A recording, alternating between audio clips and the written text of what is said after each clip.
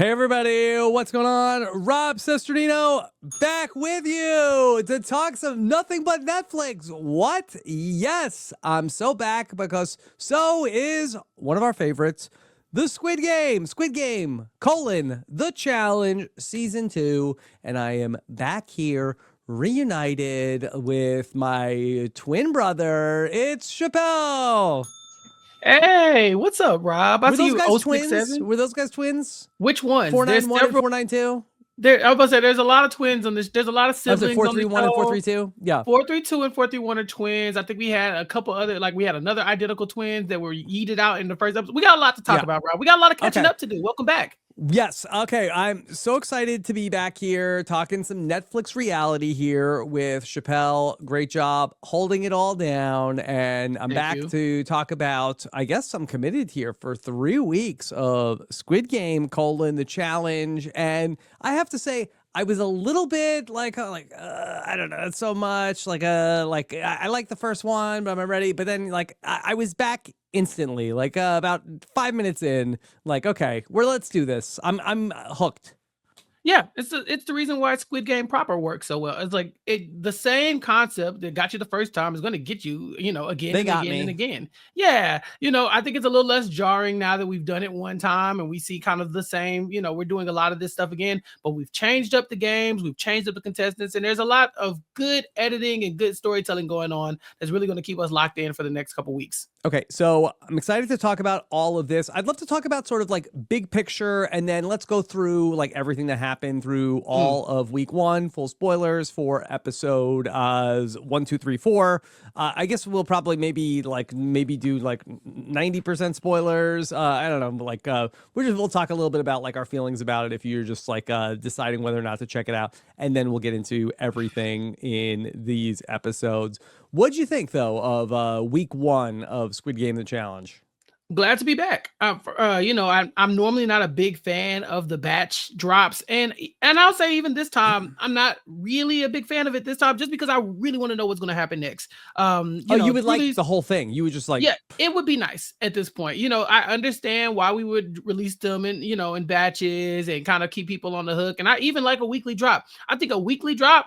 You got me. If this was every week for the next however many weeks we're gonna get this, probably 10, then it would be amazing for me because then we could come in, we could speculate, and it give me the same feel that I had when I talked about Squid Game with Mike Bloom. But no, we got a batch, and so we get some stories from beginning to end, and some that are just now beginning as we wait on batch number 2.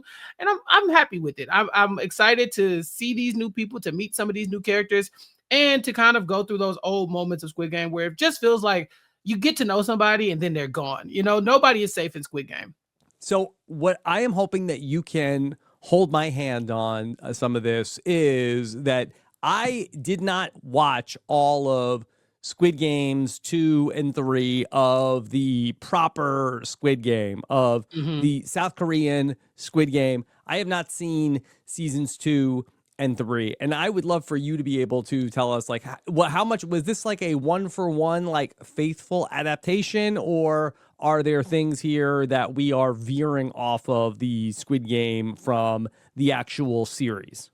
Yeah, we're doing some veering this time around. I think that Squid Game, the series, worked. And for a lot of people, it had, I think it had high highs and it had some moments where people weren't too high on it as well. Famously, people don't really love season 2 of Squid Game. But I think the thing that What about people season do 3? love.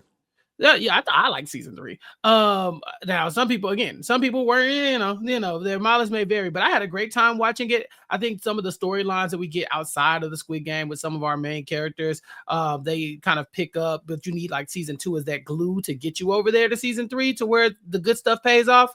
But here we don't have to deal with any of the outside drama. This is only focusing on the thing that honestly got people onto Squid Game in the first place. The idea that you have to go play these childhood games for a life-changing amount of money or for your life. And so we have some of our, usual suspects in that we're going to be playing games, we're going to be killing people, but we got a lot of new people to do that with. And I think those are the things that keep people coming back to Squid Game: The Challenge. Going back to the original Squid Game, the challenge, I think that my biggest complaint was, I think other than the final game was rock, paper, scissors, I think Ooh. that my second biggest complaint was I felt like that the character development of even the final two, that they did not do a great job, I felt like, of serving those guys. That there were much bigger personnel. And look, I get it. You can't control who's in the end, but I felt like that we followed the stories of so many other characters that I felt like that when we got down to Mai and the guy with the ponytail, spoilers for season 1 of Squid Game the Challenge, I felt like that it was really like a who cares who wins at this point. I mean, I think that's tough about Squid Game in general. The way they have Squid Game, the challenge is that they don't want us to know who wins. You know, we watch a lot of reality shows where we have Survivor, Big Brother, where after a while you kind of see who's going to win. Much more in Survivor, obviously, than Big Brother. But in typical reality shows, you will get Definitely the not a Big story. Brother. Yeah, Big Brother, anything can happen, and the show will try to do whatever they can to make whatever they make sense. But in typical reality show fashion, you have shows that will give you a character, lace them Mhm. into the storyline, and then by the time the season is over, you can watch how that person has progressed throughout the game, what made them win, what made them lose, or whatever the case may be. And with Squid Game, season 1, they really didn't do that. There were characters that were big parts of the storyline that jumped out in episode 1. They immediately got killed. There were characters that made it a couple episodes where you're like, oh, well, this person obviously got a little plot armor because they're in every other confessional. And then they were taken away. And then we were kind of left with, the remaining characters who they tried to build a story around. I honestly think you might get more of that this time around for Squid Game, the Challenge season 2, because we do lose some big characters very early on in this season. And so, yeah, I don't know if they're going to do better with developing the characters toward the end, but they do have time, Rob. All right. Well, I'm looking forward to speculating with you who we think could potentially look like the winner as we got through week 1. I will also say that I'm complaining a little bit about who got to the end in Squid Game season 1. No disrespect to those actual people, although I'm sure it sounds that way. But compared to Beast Games, which also aired in between Squid Games The Challenge 1 and Squid Games The Challenge 2, I really feel like that Squid Games continues to do such a great job of getting you invested in these characters. Even sometimes when it's just that you get invested in a character, you learn their backstory only to have them then offed immediately. They just did such a better job where I really felt like through all of Beast Games, and maybe they'll do a better job in season 2, you never got that until like the very end in Beast Games. Right. And I think that's what I love about Squid Game, this franchise, is that there are characters that they will give you and they'll make you care about them and then they'll snatch you away. And it doesn't have to be a finale. It doesn't have to be a big event. It can be the smallest thing. Nobody is safe here. And I think for a lot of shows lean into that too. Like a lot of scripted TV shows lean into that, where, like Game of Thrones was a big one where you felt like, oh, you kind of know who's going to be here for the long run. And then boom, Ned's head gets, starts rolling down the street. I feel like there's a lot of that in Squid Game where it's like, they must want me to care about this person because they're showing me how great they are, how likable they are, how competitive they are. They're very rootable, and then oops, they're gone. And if you like that feeling once, Squid Game is going to give it to you over and over and over again. And so I am enjoying that much of this as well. Would you consider going out to Squid Game The Challenge season 3? Like not to beat up on this show, but I heard season 1 was rough. Season 1 was rough. We haven't heard that from season 2 yet. We haven't heard that for season 2 yet, but based off of what I heard, do you remember when they were putting condom juice on their lips, Rob? Do you remember that? Yeah. Okay. Yeah. Full disclosure. I ain't doing that. We did get to see an advanced copy of this. So maybe at the time that you are seeing this podcast, maybe some of those stories are out there, but to our knowledge, we have not heard that yet. Yeah. And you hope that they learn the lessons from season 1. Yeah, but I watch a lot of reality TV, and often these shows do not learn their lessons. They just do things again. They lean in. How bad do you want it? Come on. Yeah, I don't want it that bad. I don't want to be on any show where I'm one of 456 people who could possibly get airtime. You know what I'm saying? Like if I 1 out of 456 chances to win, fine. But if you're telling me that I might be off in the first challenge by, demonic Sarah Beth, I'm good. At least show me on screen. All right, Make let's people look talk it all stink. through. Let's go back to the very beginning. And this time out, I feel like that we just got thrown into Squid Game The Challenge Season 1. Correct me if I'm wrong. That we just started, it was red light, green light right off the bat. Everybody was just like, okay, we're first meeting these people as they are competing in challenge number 1.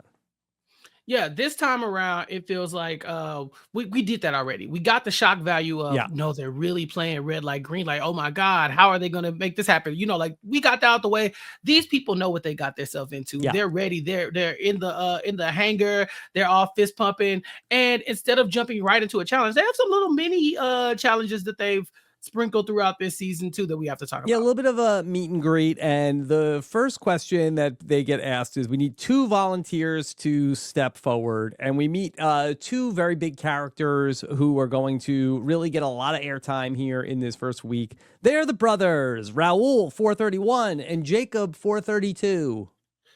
Yeah, and we get some backstory about them. Eventually, we find out that Jacob, number 432, I think he had a seizure, and his brother ended up catching him. And basically, he thought he only had a little bit of time to live. They went to the Yeah. doctor. He got a clean bill of health, and he only had a year left. And so they've been like this pair. You would hate to see them in a situation where they'd have to put their sibling bond on the line for a game like this. And here we are, task number 1. They're like, all right, we're gonna split y'all up. Yeah, it's really seemed like that they were presented initially as like sympathetic figures, but I think that as the week of episodes goes on, that there's not a lot of sympathy for Jacob and Raul. The heel turn that Jacob and Raul have is amazing. I love it so much because Yeah. episode 1, you're like, look at them, we've made it, we did it, we got through it. And then by episode 2, you're like, hey, I don't know about these guys. By episode 3, like, yeah, when are y'all gonna split these guys up? So we kind of waiting on it at some point. But yeah, they decide to divide into 2 separate. They go on 2 different sides as the team captains here. They're the 2 One will be the volunteers who O's step and one will up. be the X's. Chappelle, it does seem like, and listen, I don't know if David Bloomberg has written the rules of what you need to do on Squid Game, but it does seem like keep your head down, don't volunteer for stuff. These seem like rules to surviving the Squid Game. Yes and no, right? So it's like if you want to maximize your opportunity to survive, yeah, I think hiding is great. There's so many people here, even with red light, green light. Like if you could get behind somebody and then maybe that dog can't see you, and the first iteration of the Squid Game, you might get lucky. Who knows? Yeah, but because I heard you could do like nothing and even win the Squid Game. You could just be like not even know you're even in the Squid Game, and you end up winning the game. I mean, as long as you don't die, right? Like the goal is to survive. And so putting your hand up and saying, hey, pick me, choose me, that seems like a bad decision. Like you do that and then someone could just shoot you or whatever the case may be. You put a target on your back, you put a little spotlight on you. Anything. To me, I think the best goal is for people to not even know you exist. They don't even need to know your number. I would be hiding it from people. Yeah. Because that way when people ask you like, who do you want to eliminate? You're like, what was that guy's number again? Yeah. So it does speak to maybe the challenges of the production of that. If the best strategy to win a Squid Game is to have people say like, wait, who is this person? Like, and now we're saying that we want to know who this person is. It's hard to have like main character energy when you are also playing that strategy. Right. Everybody should be laying low if they want to go far. But there will always be people who are tempted by some of Squid Game's other, like reward options, right? Like let's say you have had a run-in with somebody else of these 400 some odd people and you want to get rid of them. Sometimes volunteering gives you a little power. We've seen that volunteering can get you some food. And like I said, the living arrangements weren't great the first time around. And so I think you got to take all the luxuries you can get in the Squid Game when you can get them. So there are reasons that, or things that will incentivize you to speaking up and being a captain. We even see in this first task that being a captain isn't the worst thing in the world. In fact, it saves one of the twins. Okay, so we're going to have our 2 brothers that they are each on one side of the room. One is X, one is O, and then everybody has to pick a side to be on. The 2 groups are going to be separated. And as people noticed right away that there are not enough beds for everybody, we are about to lose half the cast for Squid Game The Challenge. Was not expecting that. I was like, oh, okay, that's what we're doing. I know you said Beast Game already once, but like very Beast Game to be like, you're in the wrong room, you gotta go. And that's pretty much what we get. They have a challenge where they have to press a button as close as possible to 456 seconds, I think. Yeah. And so it's up to the team captains to decide when to press the button, and they have to go about their way doing it. Whoever gets closer survives. The other team is gone. So it was interesting because everybody is shouting all the different ideas. Very hard for both of the brothers to determine what should we end up doing. Two very different strategies. Okay, so we have in the X group, and I'm not sure if that was that. I think that was Raul in his group. That they found this guy who is a musician who said, "Hey, I could keep time. I know his number. Do you happen to know his name?" They said his name eventually, but he was just Yeah. 89 just the beginning. Okay. I believe. And so, okay, so he's a musician. I think it's Mike.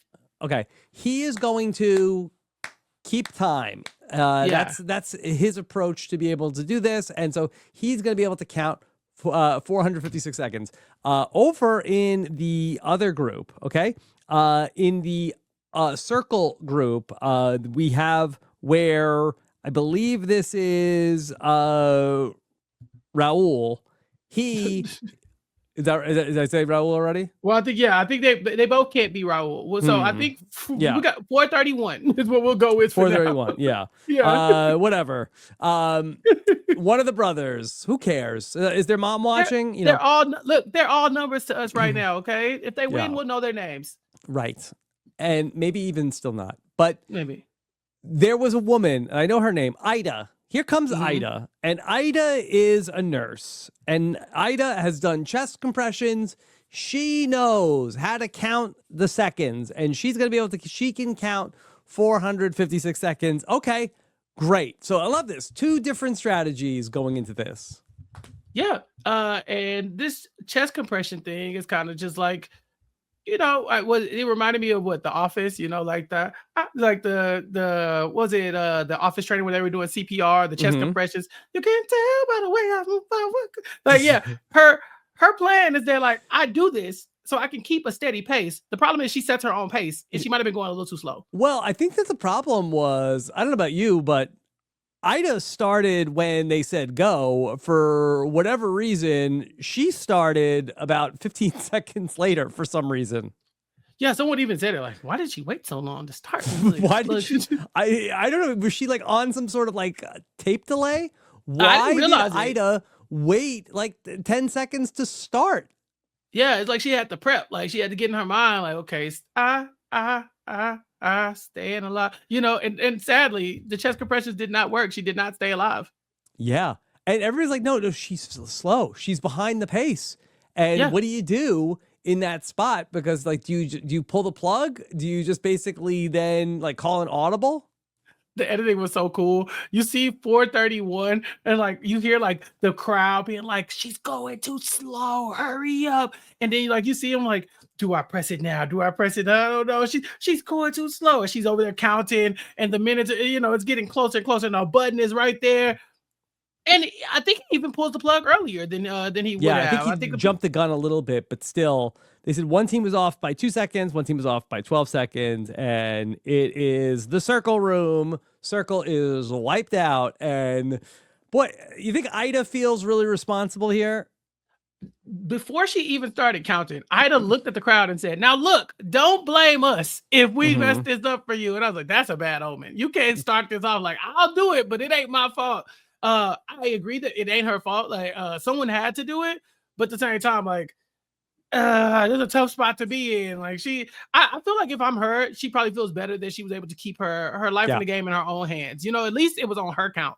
Yeah, I think in the hindsight's 2020. I think what we want to do is maybe have like two people going, like have two separate, like they can't hear each other, but one person on one side, one person on the other side, and then like, all right, let's get like an average of like, okay, where we're at in the middle. So if somebody says 456, do you be like, all right, stop? Or are you like, Ida, what number are you at? And she's like, 4. Yeah, I think we're sort of like getting from like, you got 200 people there. It's like, okay, somebody's in my ear. Okay, telling me what Ida's at. Okay, somebody else is like, I have an expert like tap dancer who's like keeping time over here. Okay, all right, Ida's at 433. This person's at 451. Okay, I think we're probably somewhere in the middle. Like, least we're getting closer.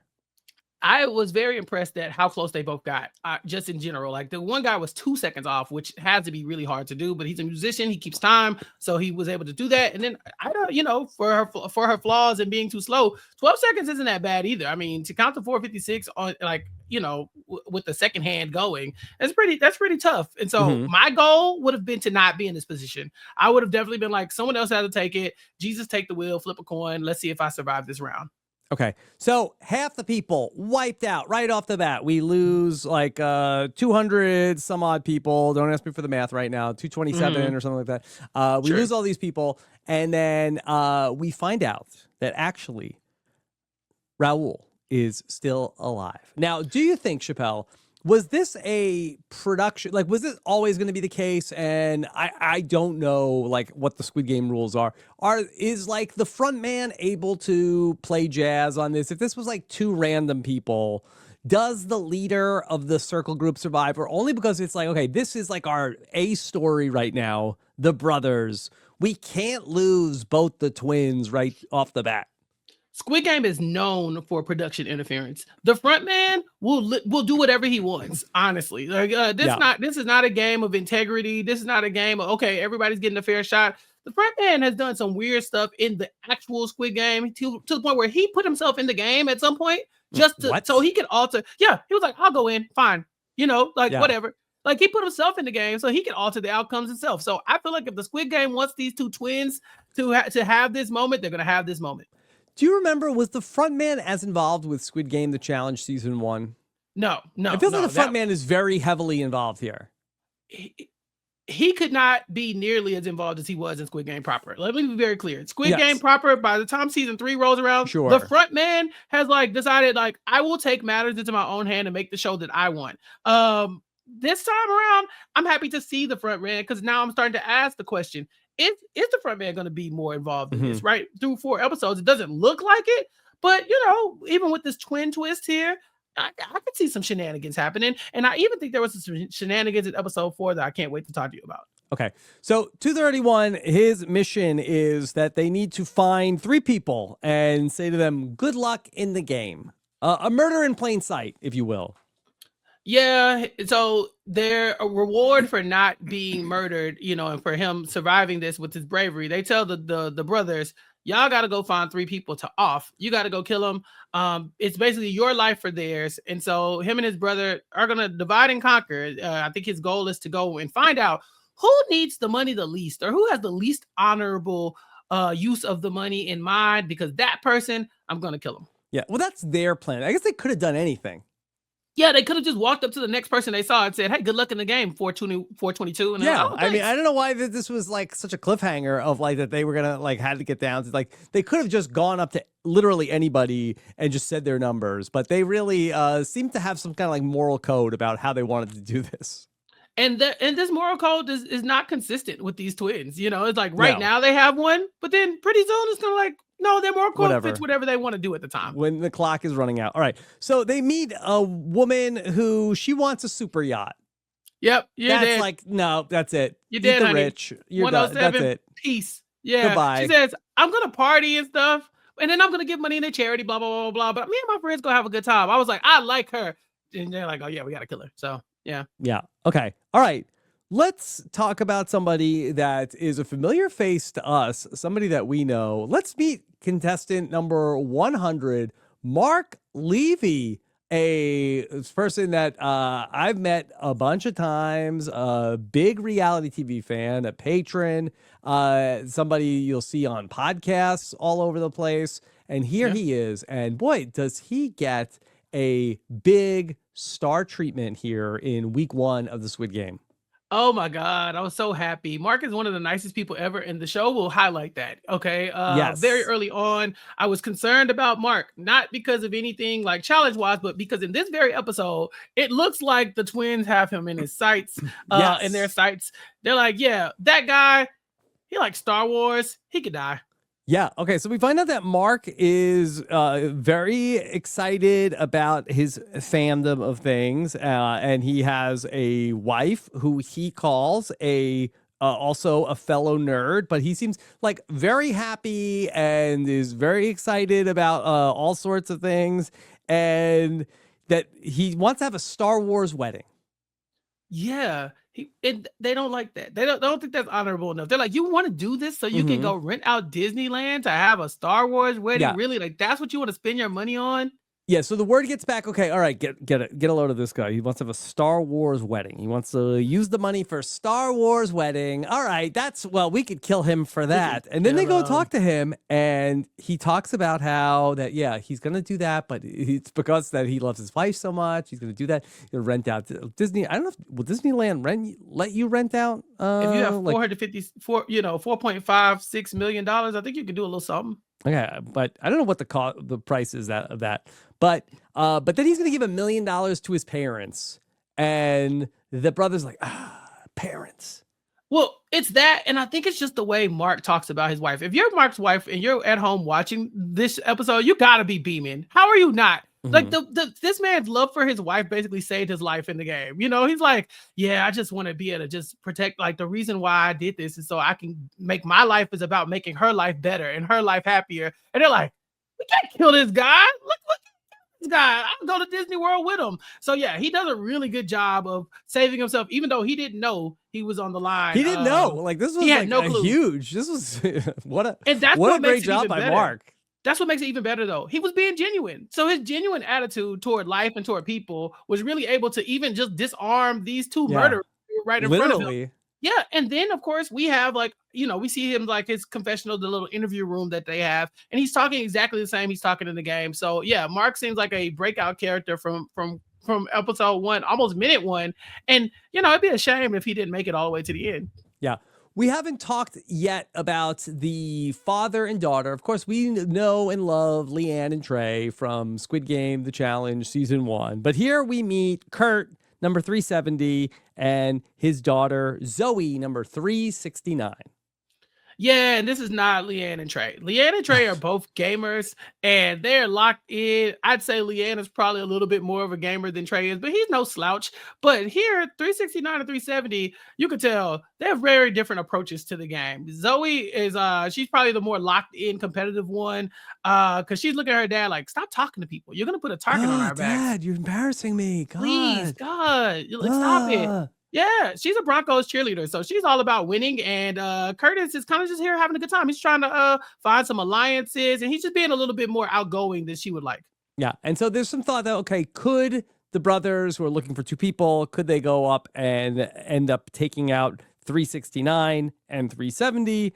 There's also two other people, 256 and 285 and 286. They are also have some kind of relationship, right? I mean, or are they twins. just friends? They're twins. They're identical they're twins. Also twins. Okay. Yeah. Well, that's the problem. The other twins are like, well, we gotta pick somebody. And there's another group of twins over there. They're an obvious pair. Hey, they're reheating our nachos. That's it. I mean, but Rob, okay. So yeah, they're gonna yeet the other twins out of there. But I think if you're looking at this on another level, you could say, there are two pairs of twins in here. Maybe we should have our backs. Maybe each other's back. Maybe there should be. We are now a coalition of 4 as opposed to 2. Yeah. But no, they decide that those twins can go.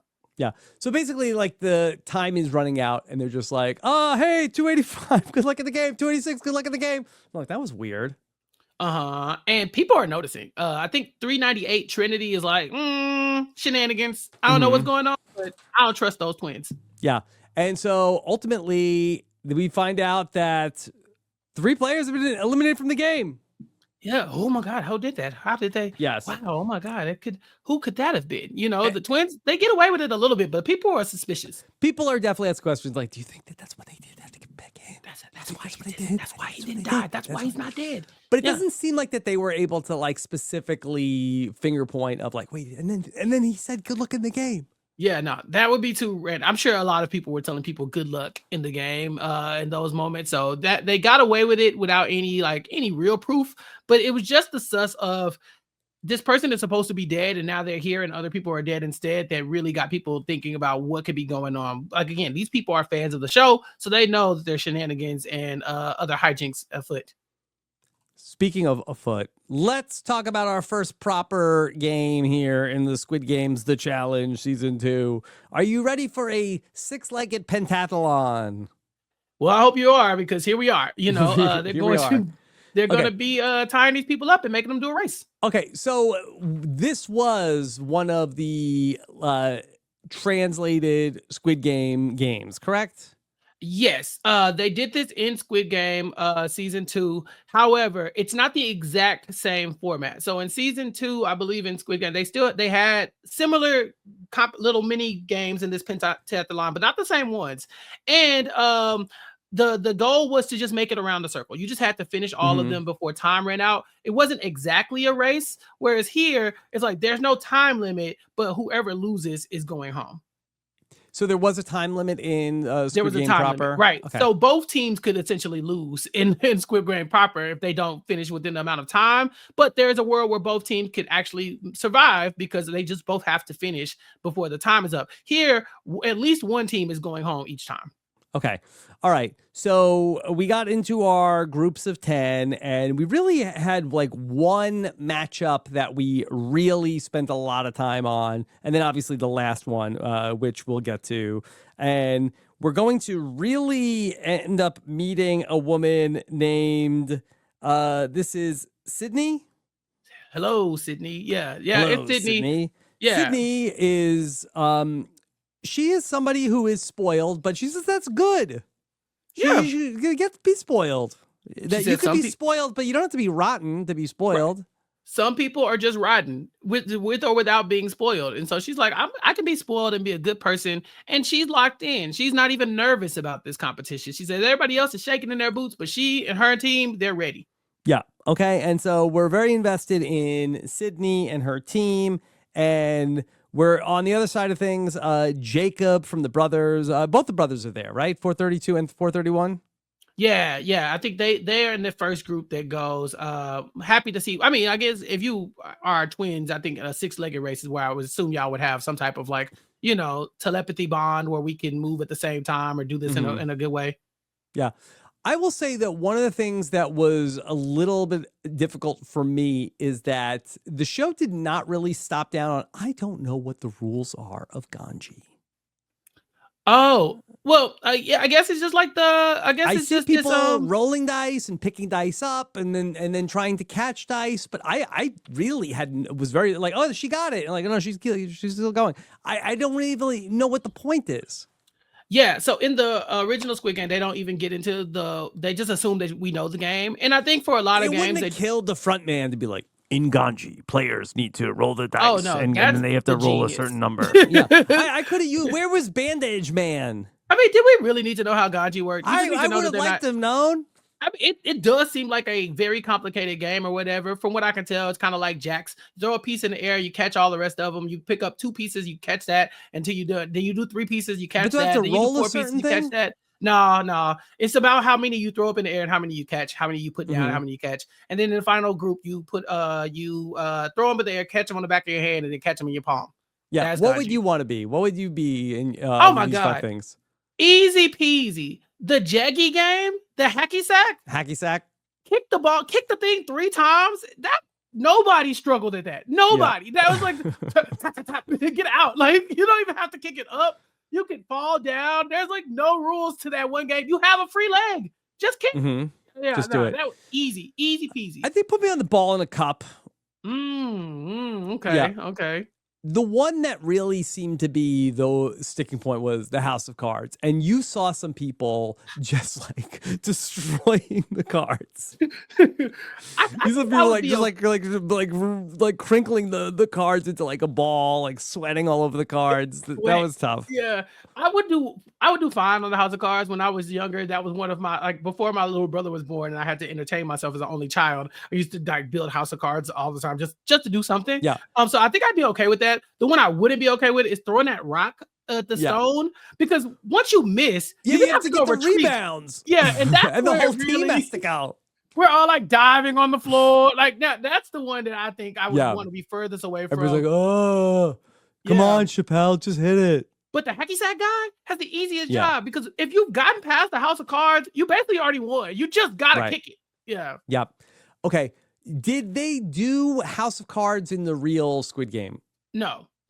They did a spinning top deal. It's kind of like a Beyblade situation where you have this thing, you have to spin it, and you have Yeah. to make the top spin. They did that, and they did the game, that they use to recruit people, where they slap the little Okay, card yeah. down and make it flip. They did that too.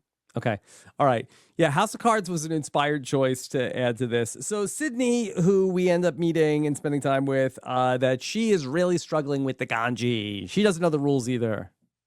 She said she did, and that's why they put her on there. She said she could do it, and then when she goes to doing it, she's like she's putting so much of her body into catching these things. I'm like, she's never gonna get it, and she does end up doing it, but it's too late. They've lost whatever little lead they could have had at the time, and she blames herself, and I'm sure the other people do too. Yeah, they blame her. Okay. Yeah, for All sure. right, we had a big montage. We see a bunch of people going through it. I don't know if there's anything that's particularly interesting that happens in the montage, but yeah.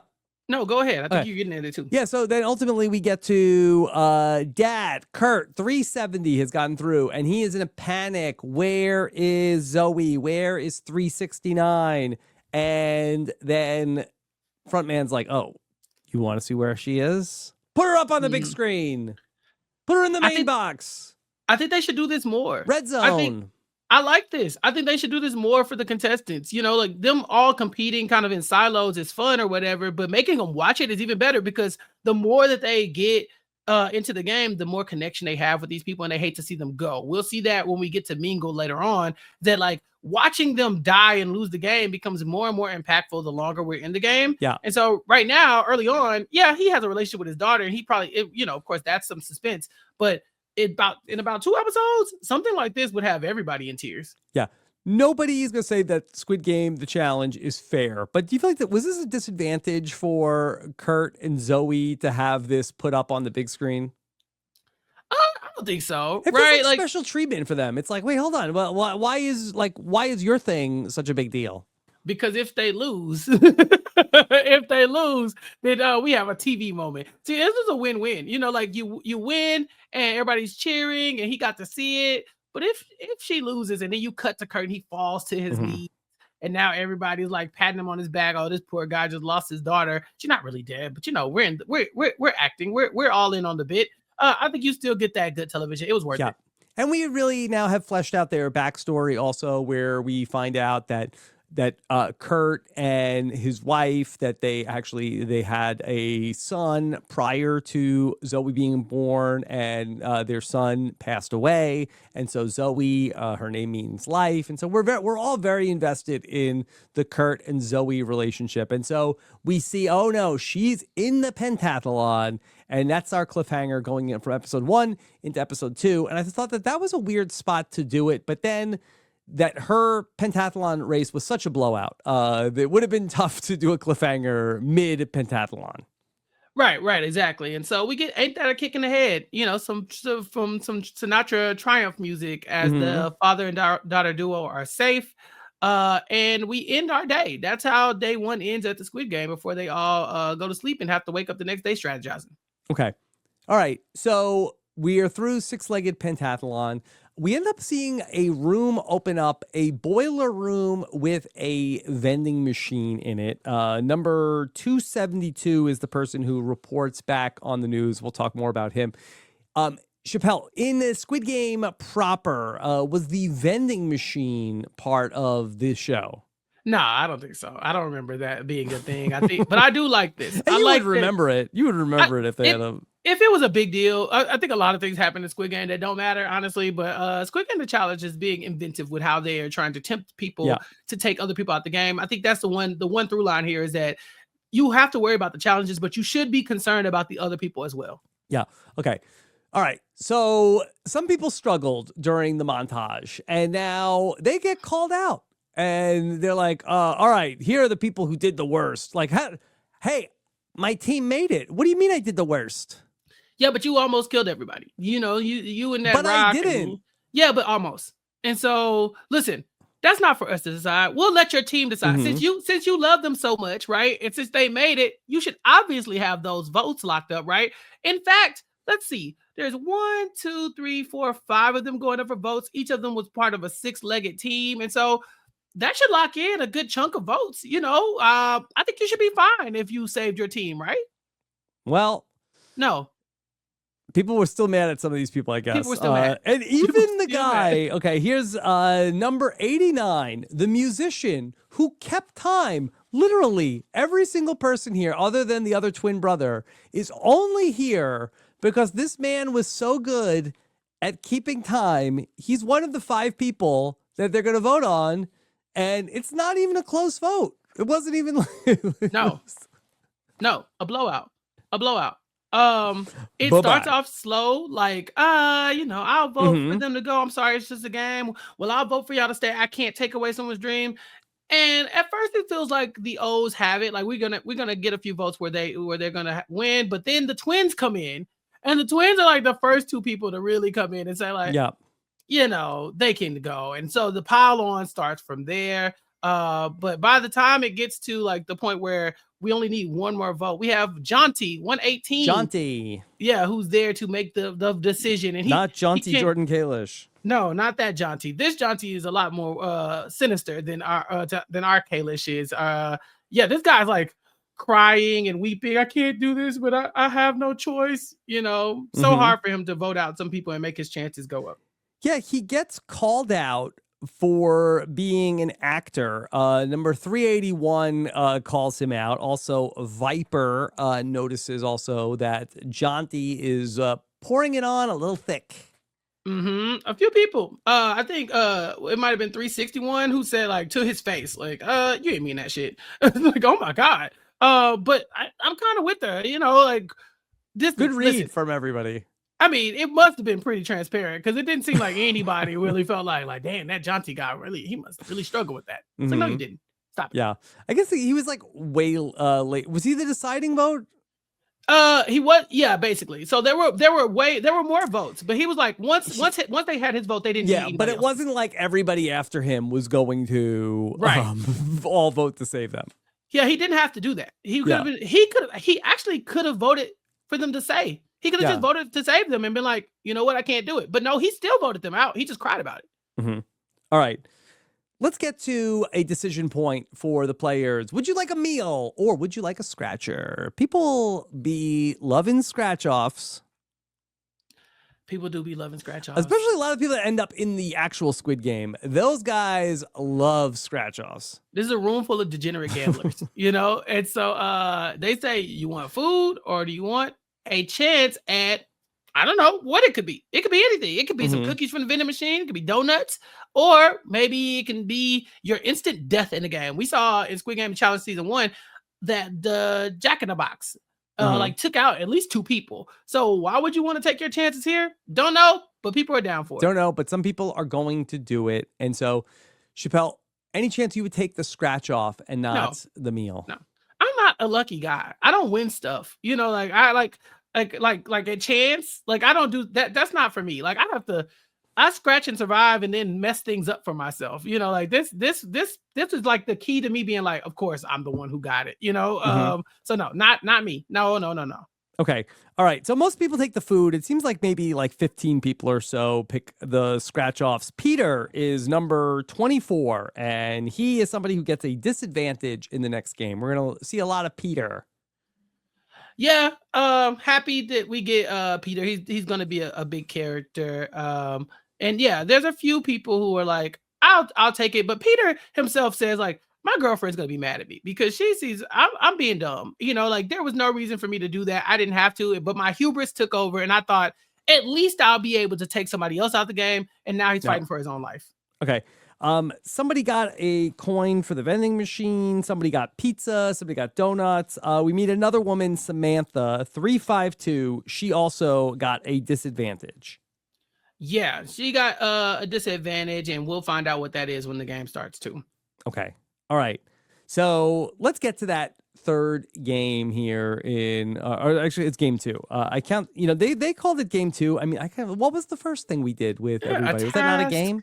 Yeah, what constitutes a game? What constitutes a game? Yeah, it's like this the Amazing Race. Like, oh, that was a route marker, not a detour, Rob.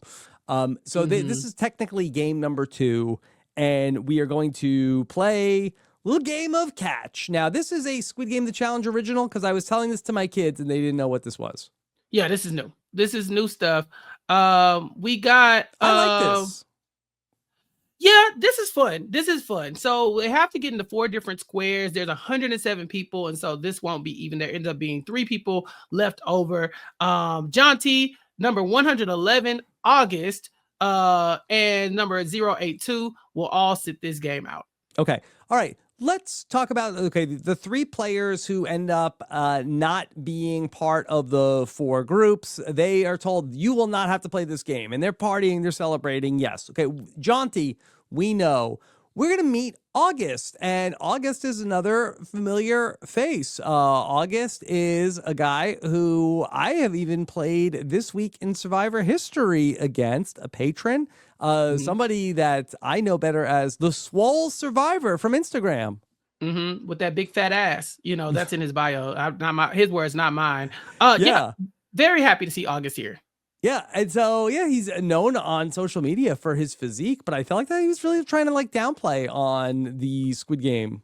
There were a couple moments. Of course, I'm always keeping my eye out on the people that I think I know. And so very quickly, I was able to spot August. There were a couple moments where I was worried about him. I think when they were passing out the snacks, I think he was like one of the people lined up to get the cookies. Like, hey, August, chill. But aside from that, no, this is where we kind of get his moment of him having to put his life in somebody else's hand. And so our big introduction to August, who will be a bigger character moving forward after this. Yep. And then 82, who's here? We don't know anything. Blah blah. We don't know her. Okay. He picked somebody. We don't know either of them. Nobody cared. Okay. If 82 wins, he should sue. He should sue. He should sue Netflix. He should sue Netflix. Okay. All right. But Jaunty is going to make his pick, and Jaunty is going to pick Viper. It was interesting because Viper was the person who was like, you know what? Jaunty is like really fake and phony. Inauthentic. He could tell that Viper was a gamer, someone who might be locked in. And so although Viper's not vibing with him, he's like, Viper's probably going to survive this round. And that's all I need. August picked somebody, Kareem? Yeah, he picked Kareem. I don't think we had met Kareem either. Yeah. And then 082 picks 383, which is a woman who was also somebody that we don't really know her. No, okay. We don't know them. All right. So here's how the catch game is going to work. You're going to have 16. There's going to be 16 balls that have to fall on the ground. Once that happens, the game is over. If you didn't go yet, you're good. But the question is, for these 4 teams, how do you stack the teams? Because if you are listening to this podcast for some reason and didn't watch the episode, envision like a letter X with a dot in the center. And as the arms of the X go further out, there are dots all along the way. So you have to put your people on all the different spots of the X, and the person in the middle is going to throw the ball to the person who's closest. So you are responsible only for your 27 or so people in the line. Do you put your best catchers up front?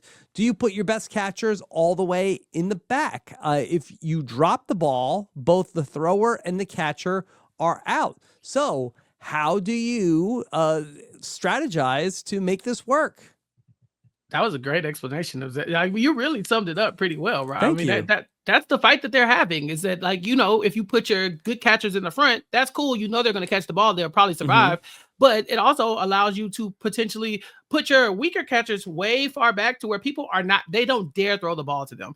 Because if you drop your ball, both of you are out. And so it incentivizes the people who are throwing to throw it to people who they think can catch. And so they wouldn't want to throw it to the back. And there's only 16 balls left. And so if you're further in the back, there's a chance that you don't even have to play this game. It's very reminiscent of the Wheel of Death on Big Brother, right? It's like, if you go first, you probably have a good likelihood of winning. But if you don't go at all, you definitely win, right? So it's like your goal could either be to go early and, increase your chances of catching the ball, or try to go late and never have to catch the ball at all. But you could end up in the middle where you just have to compete with the card you have in front of you. So we hear a lot of different strategies where there's people say, okay, let's just put all of our good people right up in the front, and then let's just keep throwing it back and forth to our team. That's one of the strategies.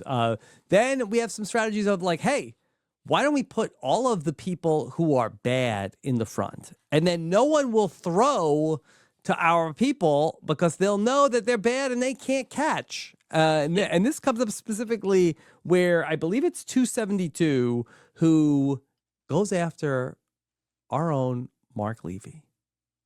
It says, hey, Mark, no disrespect, but you look like you can't catch. And so if we put you in the front, then they won't throw to us.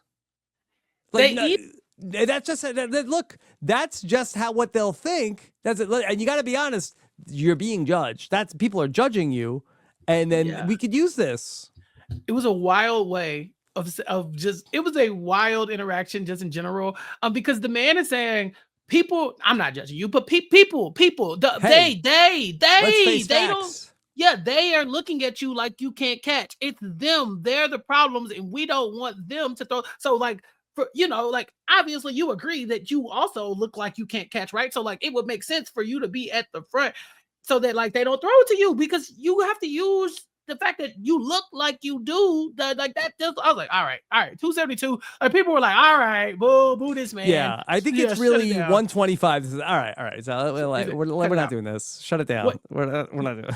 One of my other favorite moments is that I forgot which woman it was had that crackpot theory of like, okay, I'm gonna pretend like I have a broken hand.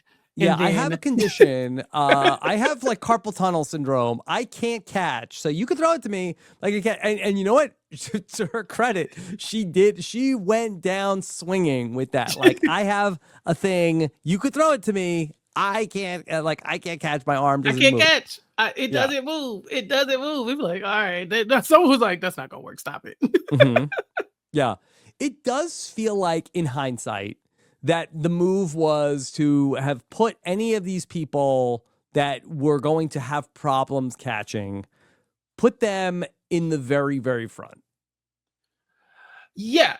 So what will end up happening is that the people who cannot catch, they probably can't catch at about the halfway mark and back.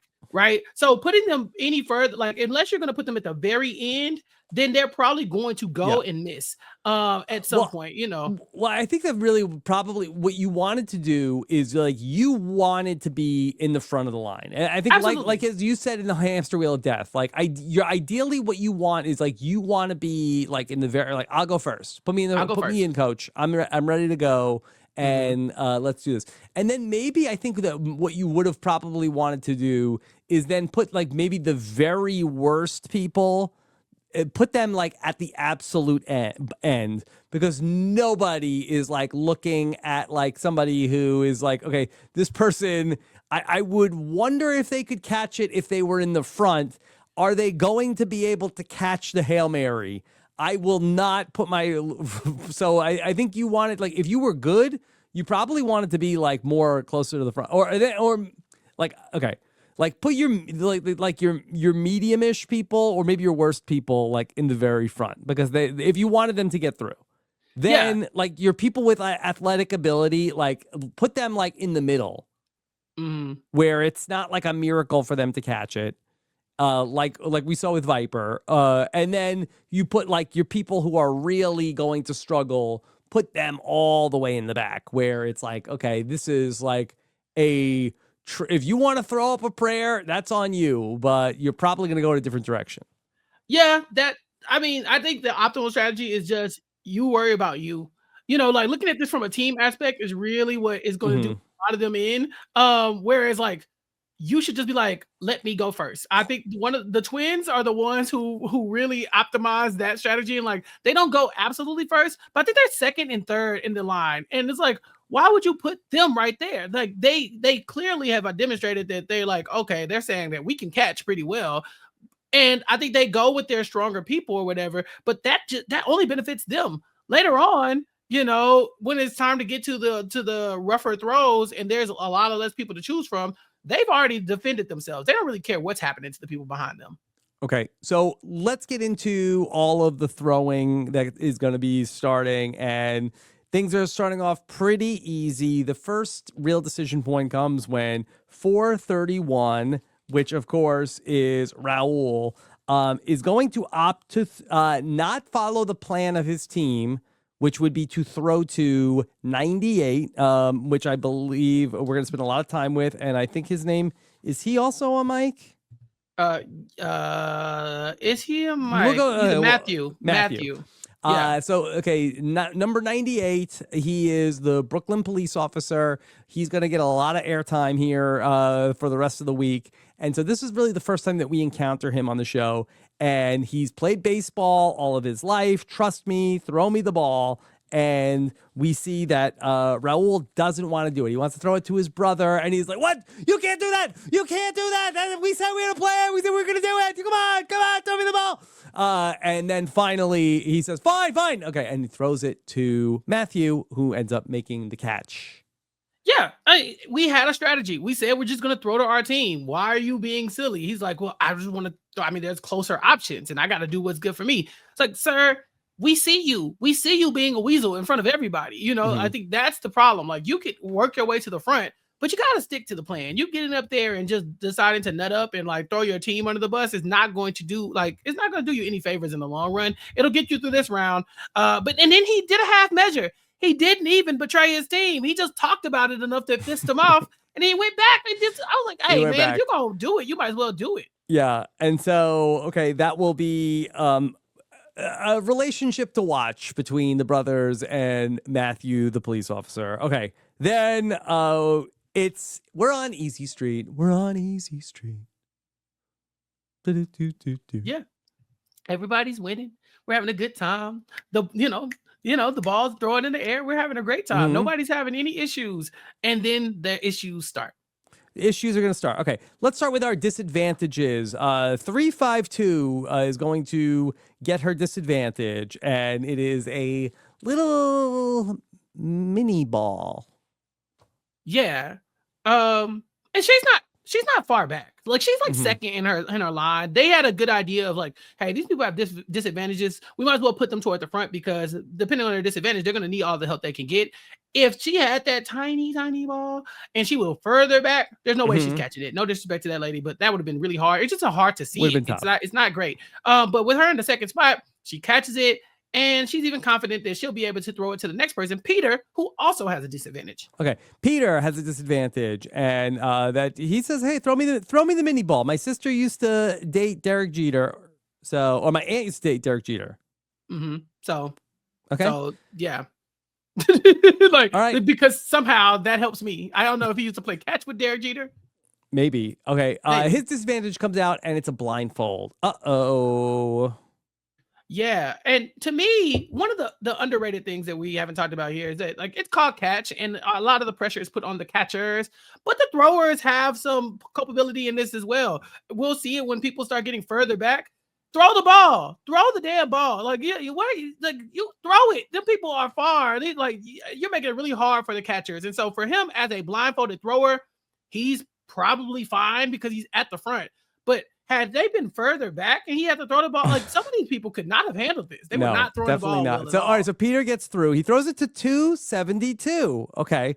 And now 272 gets to date Peter's sister, if he's still alive. So 272 has a decision to make. And here's Mark. 272 didn't want to. He said, okay, let's put Mark in the front. People are going to judge you. And here's 272. He has a chance. He can throw it to Mark, but he opts to throw it to 264 instead. And he throws it overhand as well. Everybody else has been tossing the ball. He like chunks it. Yes. And there's a lot of the curious throws of like, you want to look cool and throw it overhand, but really the underhand toss seems like the way to go. Everybody else is doing it. 272 has like such a quick rise and fall because it's the Mark thing. Then it's this awful moment where it's like he could throw it to Mark, where he throws it to somebody else. He or whatever. He throws. He also was the vending machine guy. He was the first one to find the vending machine. Yeah. So he's like, I got cookies. Cookies, everybody. I want to share cookies. Grand opening, grand closing. Throws the ball, and here we are. They drop it, and some people call it karma. Okay. All right.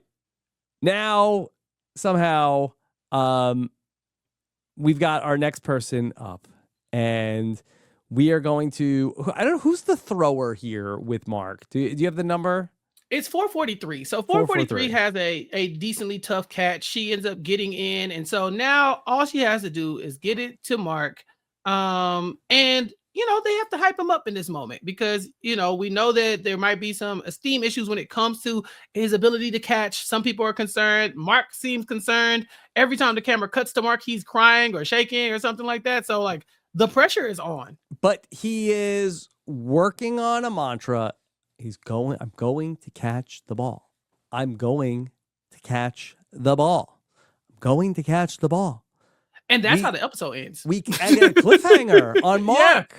On Mark. On the ball star. is in flight.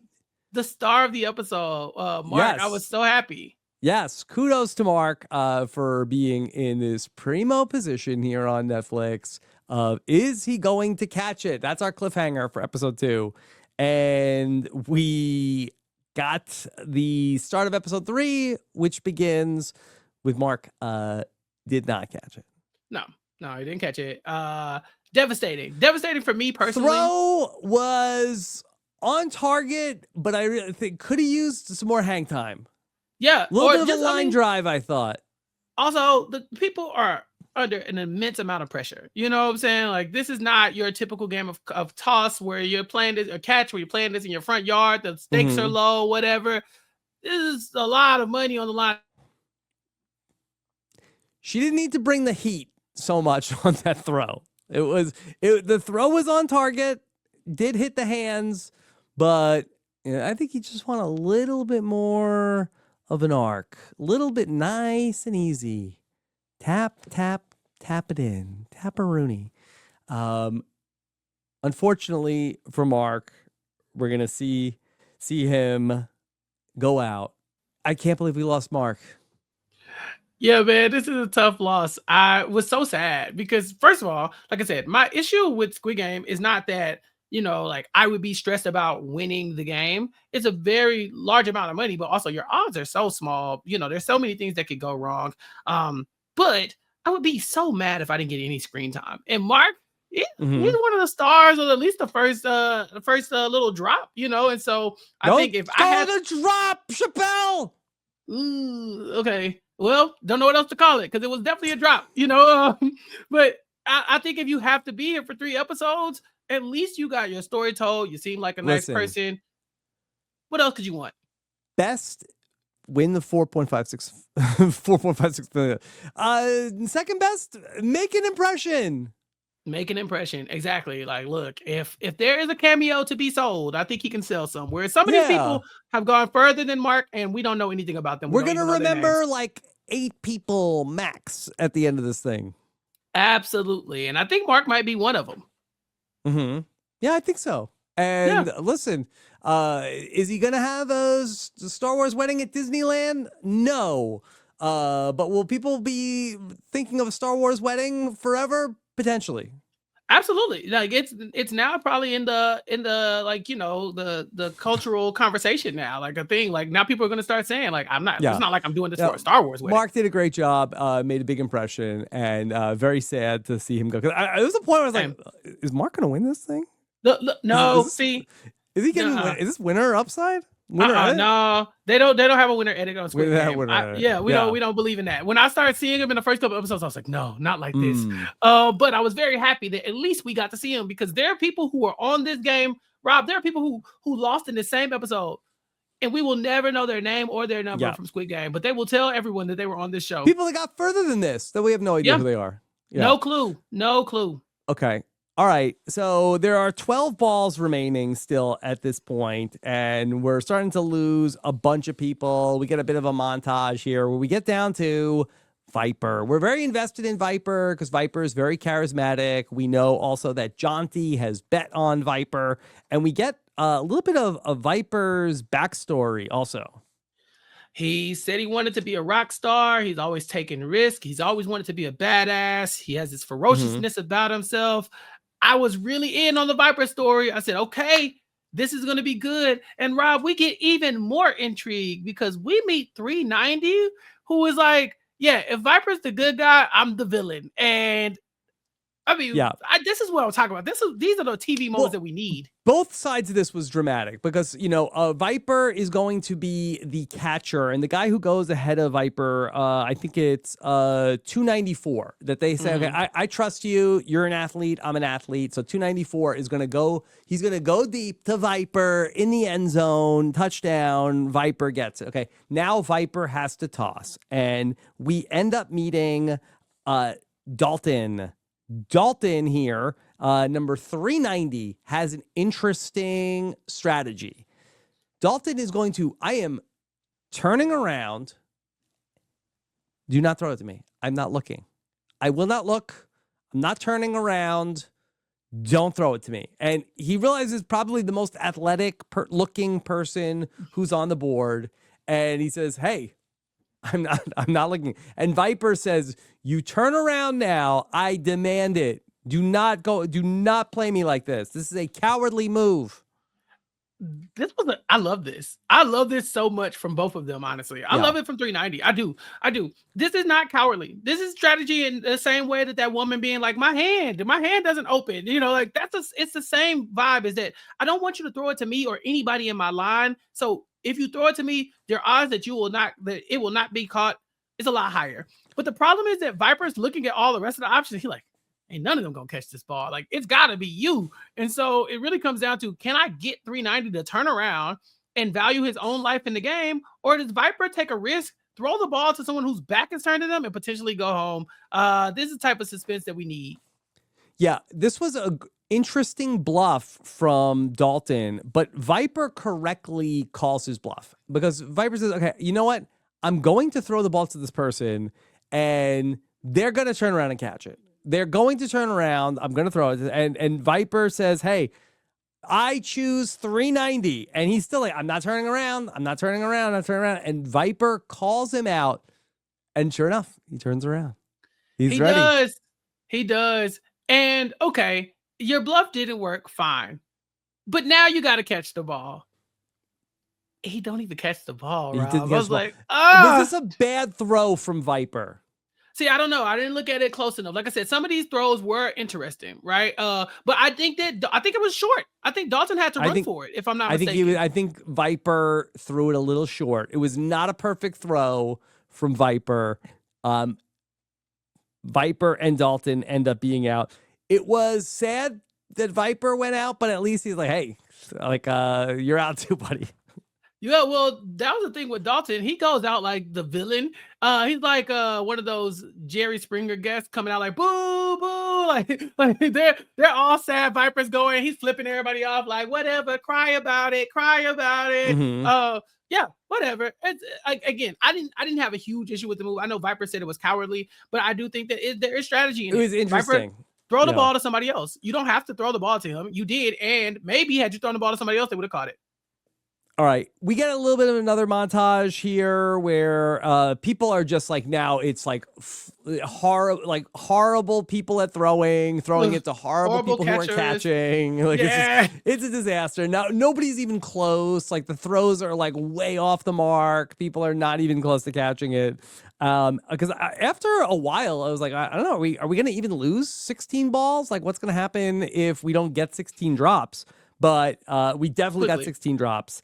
Where I don't even think that Zoe even had to play. And so we end up with 16 balls dropped, and the game is over. Everybody is back in, and we find out, we lost Jonty.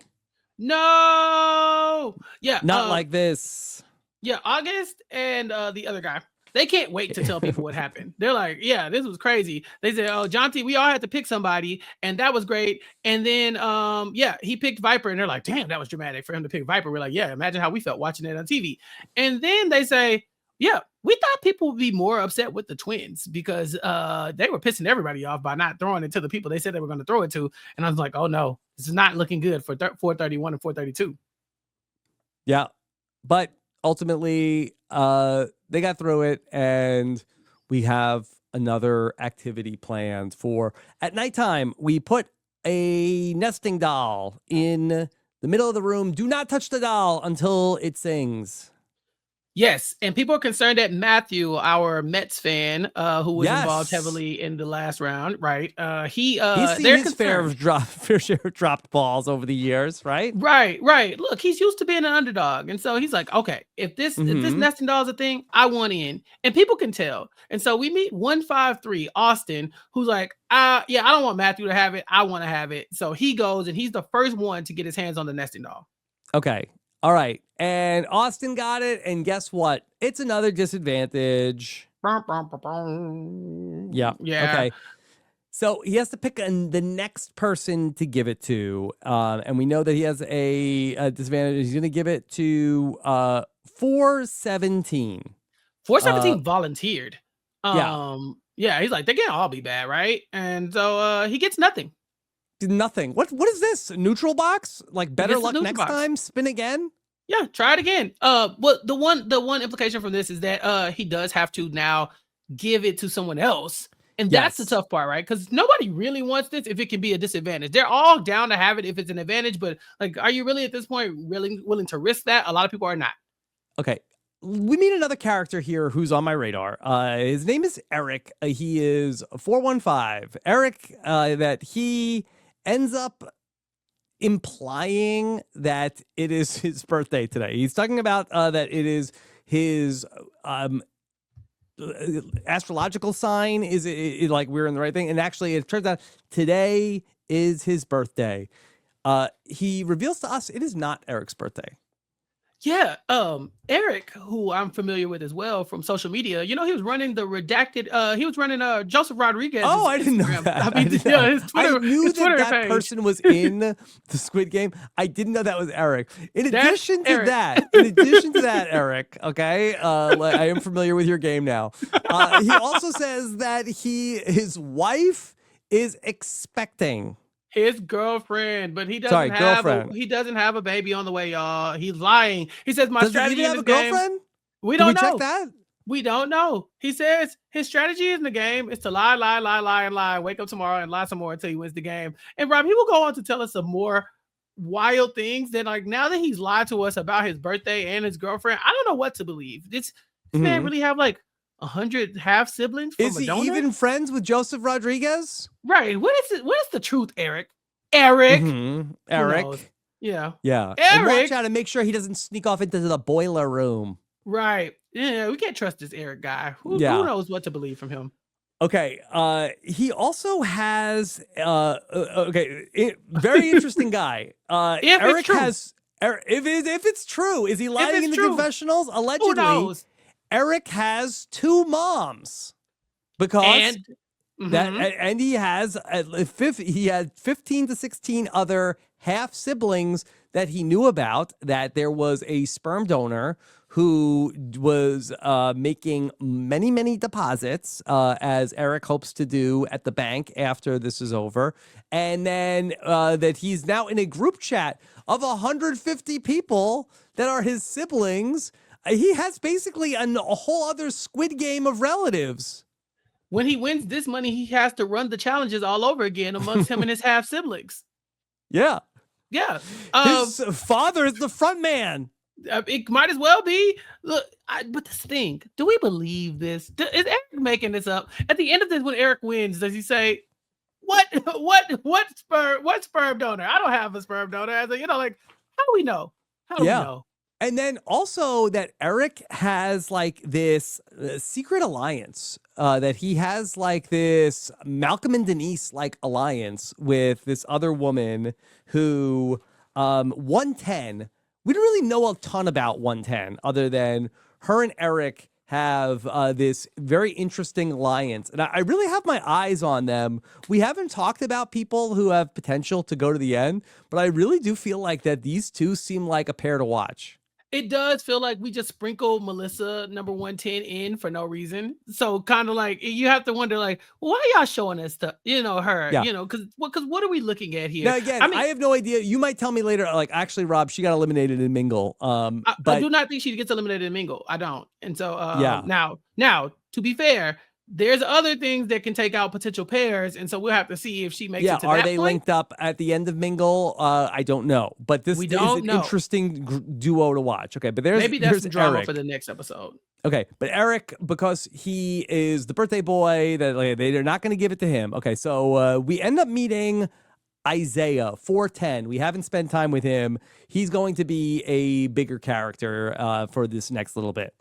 He volunteers as well. Isaiah is like, oh, whatever. I'm in the game to play the game. Let's get down. And Isaiah, he ends up getting it, but he has beef with someone else. He's not a fan of, I think Natalie is the one that he's like looking crazy at. He's like, I don't like her. I feel like that the order of operations is, I don't know if it happened beforehand, but I feel like that, okay, Isaiah gets the treat. He gets a fat ass cake. A big ass cake. Yeah. Big ass he's cake. sharing it. And he's sharing it. Big piece for the birthday boy. Everybody's like, we love Isaiah. Isaiah is great. And Natalie, number 75, is like, whatever. He ain't that great. He ain't that great. It's just cake, y'all. It's clearly strategy.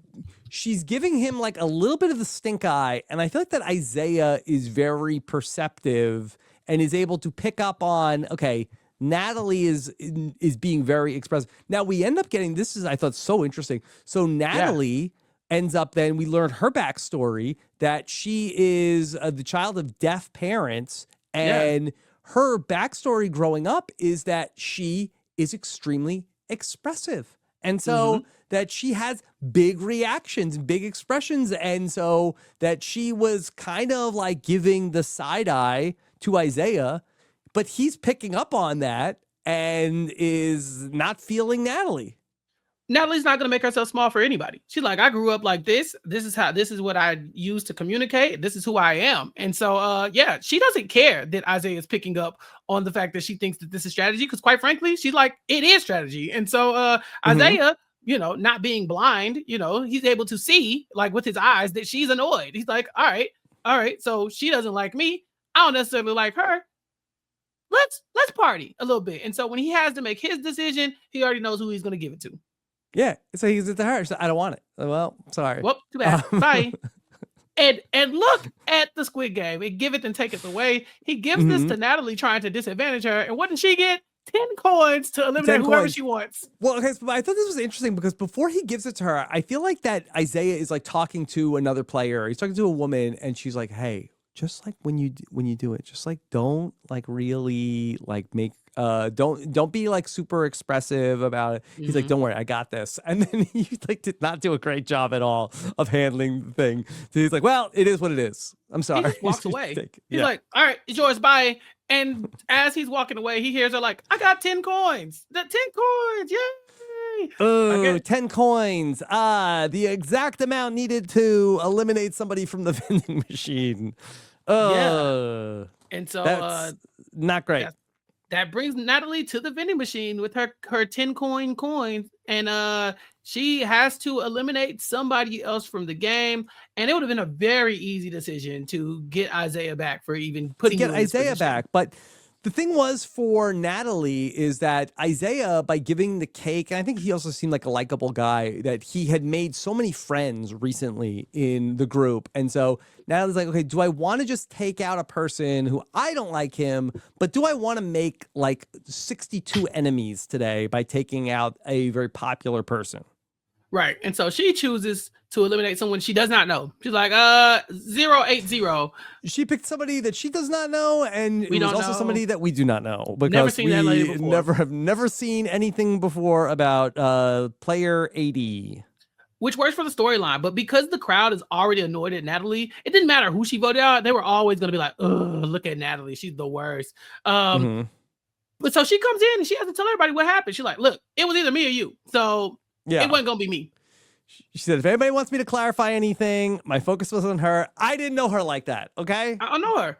If I gotta go home or you gotta go home, it's gonna be you. I didn't pick one of y'all that are all like deeply ingrained in these alliances. She could have picked the siblings. She could have picked the other siblings. She could have picked the parents. The parent and son.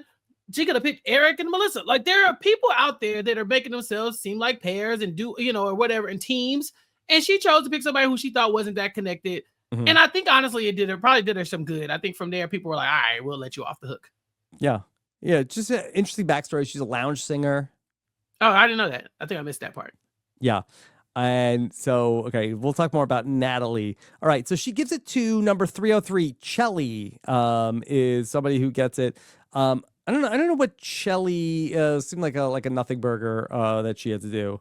Well, she gets immunity. Okay, Yeah, she's safe. which of course is annoying to Natalie because she picked Chelly because she didn't like Chelly. Chelly was the one who came up to her immediately after, was like, "Oh my God, it's okay." She's like, "Don't come up to me now. We're not friends." I think there's a lot of thinking of like, okay, well, I got something good. The next thing is going to be bad. Right, exactly. And this space, the next thing was really good. She gets immunity from the next round, and so now Chelly has to give it to somebody, and she's like, who can I give it to that potentially people wouldn't be mad at, and that I wouldn't be mad at? There's Matthew, our Mets fan. He's right there hiding. I don't want it. He was fake sleep. I'm asleep. Don't give it to me. Well, no. She's like, no, it's fine. Here you go. This is for you. So yeah, he ends up getting it. People are not really a fan of him because he's kind of like, he's coming off a little abrasive to the rest of them. But he's like, I'm willing to do what he has to do, and he has been summoned to the boiler room to make a decision. Room, and I think that they were hoping like, okay, you're instantly eliminated. They didn't like that he was going to the boiler room because in the boiler room, that was where we just saw Natalie go, where she picked out the 80 to go home. So he goes to the boiler room and he learns he has to pick a player to put at risk for elimination, and then the room will vote between you, Matthew, and this other person. And he does what needs to be done. This man made the correct decision 10 times out of 10. There's no notes, nothing to say here. It's either going to be me or them. I'm not a sneak. No. But you're either going to pick for me, who you might not be a huge fan of, or you're going to give these twins who we've seen don't have any honor based on their actions in that last game, that have survived death multiple times due to whatever reasons. And quite frankly, have an advantage just for being two of them. And so, he said, pick me or them.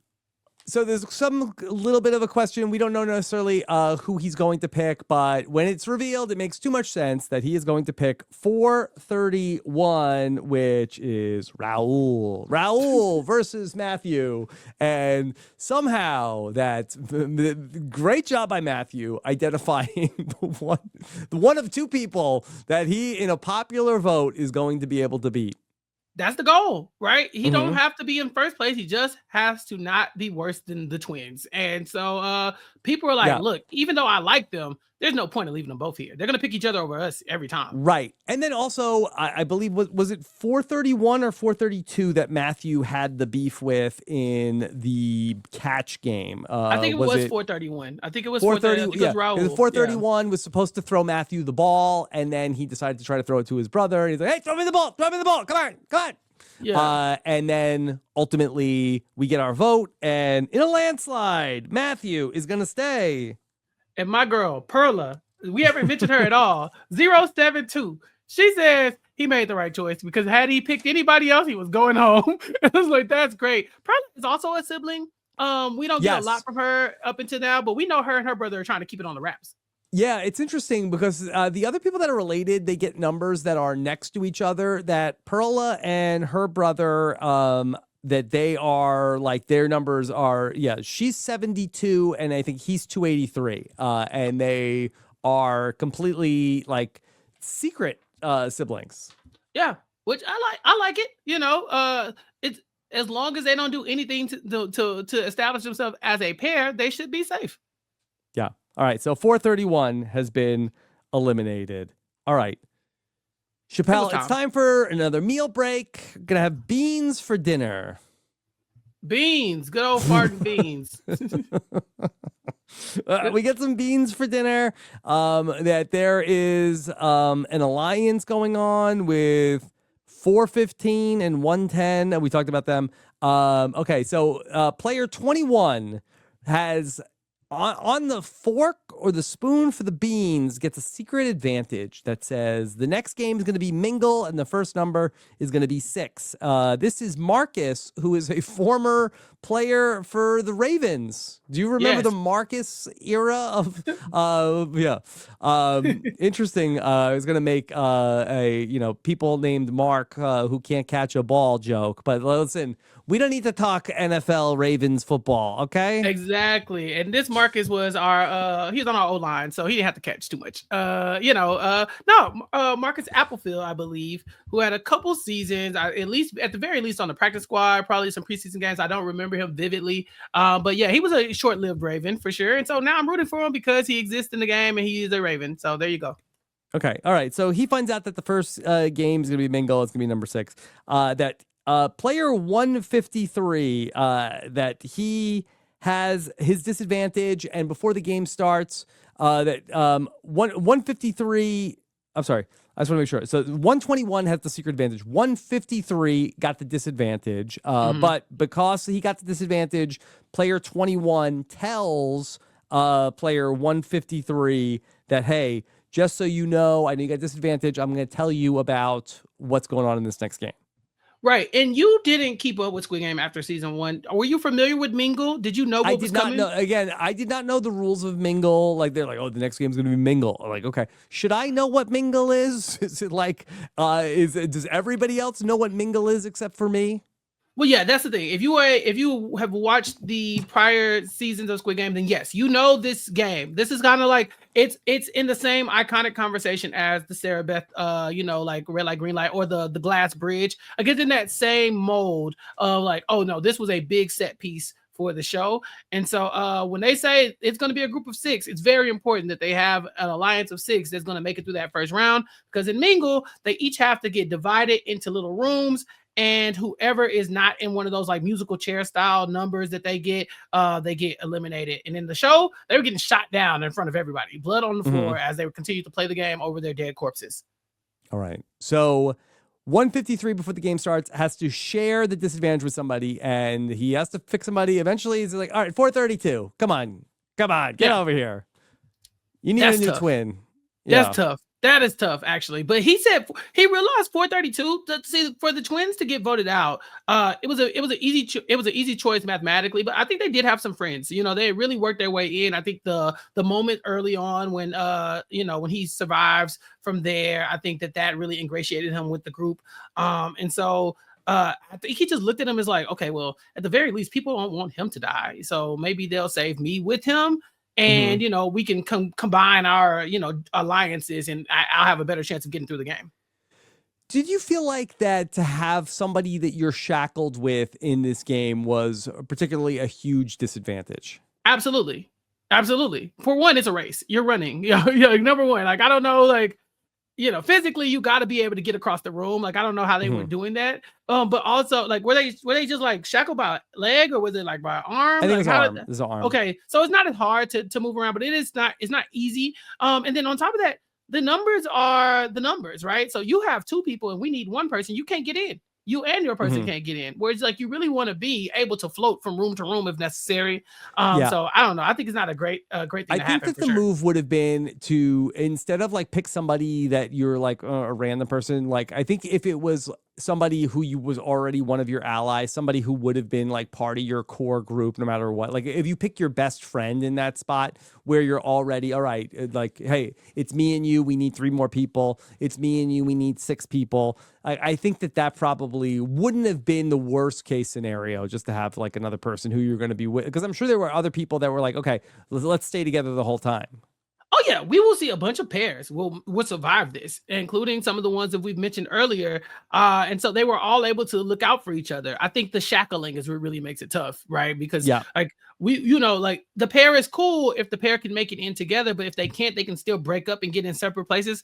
But this way, it has to be both of them or it's nobody. And I think that's what really makes it, harder to navigate. Okay. All right.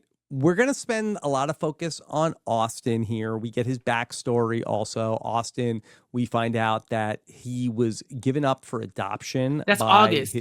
I'm sorry. Sorry. Austin is the one who got the disadvantage, who's tethered. So, again, 456 people. I'm going to make some mistakes. Apologies to Austin. Call them by their number. Okay.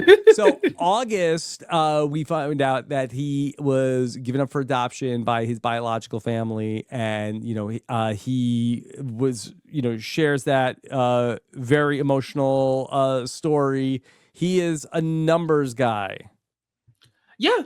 We know he's in this community, so we know he likes the strategies. He did the Twitch against you, so we know he likes to do games and things of that nature. He's a big Survivor fan, and so I think a lot of this really does appeal to someone like August. But we will see coming into this that he doesn't seem like he's in a big alliance. He feels like someone everyone likes, but nobody is really like tied to, and so he's working his way into an alliances during Mingle, when I think ideally you want to come in with a bunch of people who are, going to go out of their way to save you.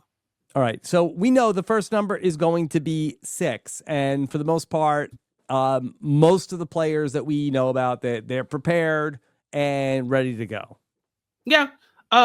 It's way worse in Squid Game proper, obviously, Rob, but like it's bad because people, they're fighting for their life. They're tripping people, right? They're pushing and shoving. These people are being about as polite as they can about this. There were moments where people were getting kicked out of their room, like pushed out forcefully in the regular Squid Game. So this time, this was like the little, a little bit cotton candy in comparison, and they were still moved to tears. A lot of them were. Okay. All right. So we go back around, the room spins, and this time the number is 12. Yep. Again, more people running around, people getting left out, blah, blah, blah, blah, blah. Yeah. I mean, this should be pretty easy, right? I mean, that the last number was 6, so don't you just have to find like one other like group of 6 to bring in your 12? Yeah, but then you have people who, there are some personal I think things going on as well, right? So you have people who are starting to plot against who don't they want to make it through, including Peter, who's not really a fan of the people with the disadvantages being in the game. He's kind of like, if I can get them out, that would be great. Yeah. And so what's his problem? I mean, he had a disadvantage in the catch game. Why is he all against people with disadvantage? Yeah, I think he just like he feels like it's making the numbers hard to move around in. He's like, so if we get rid of them, that's 2 people that we only have to account. We don't have to account for. Let's get it down to where we can move solo in this.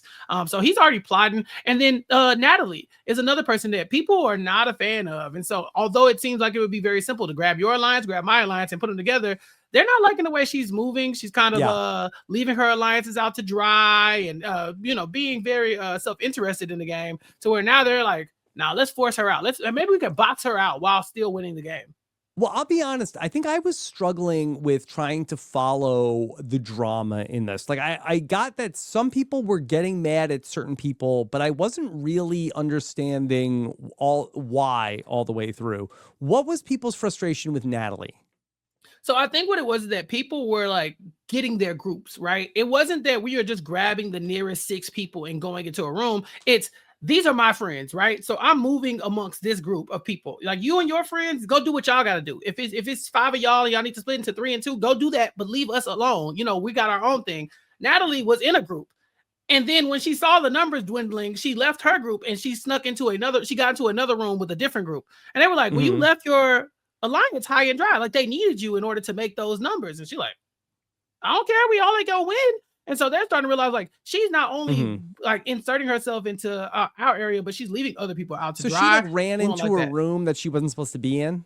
Basically, right? Like, so like basically an alliance had already claimed that these are our 5 people that are getting in this room. She managed to work her way into one of those rooms when she should have been with the alliance that she was working with closely, I guess, at the time. But she chose to save herself. And that's when they're like, nah, she's not loyal. She'll leave us all out to dry. And so they start to really try to go out of their way to make sure that she doesn't survive this.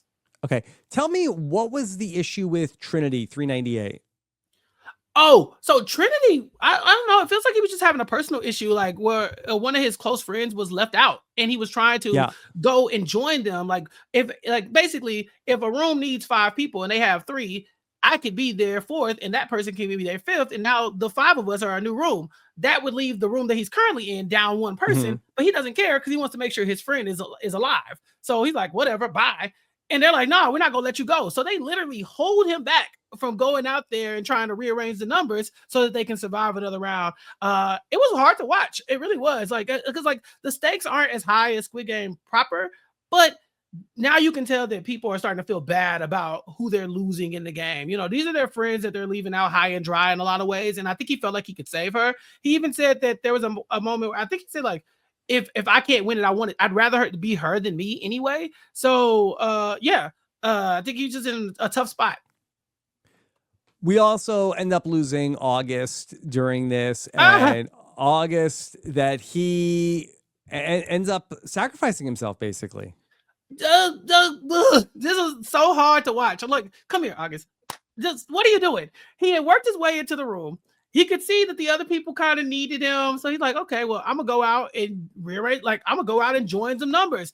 He ends up like kind of wandering out of the room. It didn't look like he was like making like a noble sacrifice. It was like, I'm going to go help another group, right? He gets out, and then now someone else has gotten in his spot. And August is out there high and dry. They're like, damn, we lost him. Why did he leave the room? And they're like, because he's better than the rest of us. You know? Yeah, he was our leader. He was our numbers guy. They just met him. Like, well, not really met, but you know what I'm saying? Like in the first round, they were like, hey, August says, I don't really have an alliance. They're like, well, you're a part of our alliance now. And now by the end of this, they're watching him wander out, you know, only to get led to the slaughter. This was tough. He took it hard. He was crying on his way out. He felt like he let his people down. But again, August, you're the main character of the Mingle episode. He got good at it. He got a good at it too. Yeah. You go out and everybody's like, it should have been us. He's the best. He was too good for this. You were too good for this. Take it as a badge of honor. Yeah. Okay. Any other deaths you want to highlight, or any other intrigue you want to highlight from Mingle? Well, basically that eventually, and this is where I'm like, is this shenanigans? Eventually, the Squid Game challengers are fed up. We're not playing your game anymore, front man. That's it. We're not doing it. It's not worth it. It's not worth it. Well, so why didn't two people just go run in a room? I don't think they ever let them do it. I don't think they ever opened the door. So they tell them to get into groups of two, basically. But by now, the challengers have already decided. So this is how I remember the order of operations. They decide we're all gonna link hands, grab your partner, and just hold on because we're not going to be moved. Then they show the front man watching this, and he's like, amateurs. So he gets up and he goes, and then they say rooms of two.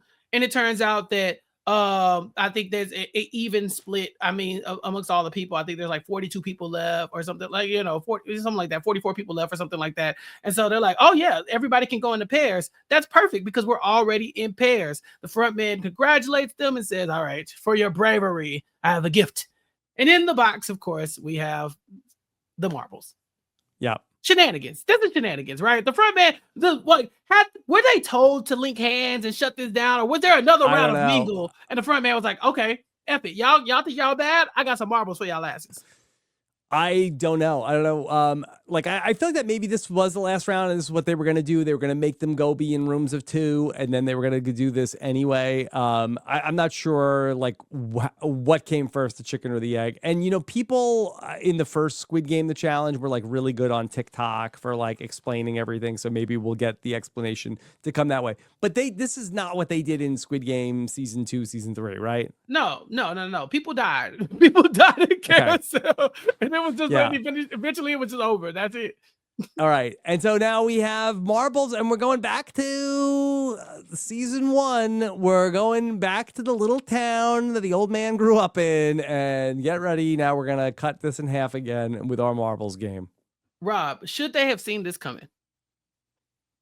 When they are all I don't think in the heat of everything going on that you would have been able to deduce that this is where this was going.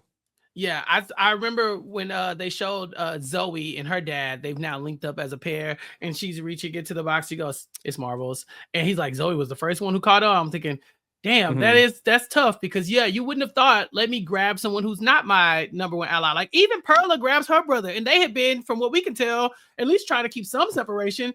Now we about to start breaking these people up. So Zoe and Dad are together? Zoe and Dad are together, yeah. I think Dad's going to fall on the sword. Fall on the sword? Nah, he ain't got it in him. He gonna fight. He gonna fight the fight. I just think she's more competitive than him. I think she's gonna make it further than him just based off of the strength of that. Yeah. This is where Leanne and Trey went out. This is where Trey just pissed me off because why are you doing this? Like, I'm not even like, why are you up against your mom in this? Trey told me in an interview, and that interview is right here on Nothing But Netflix, also on our YouTube, on the RHAP YouTube page.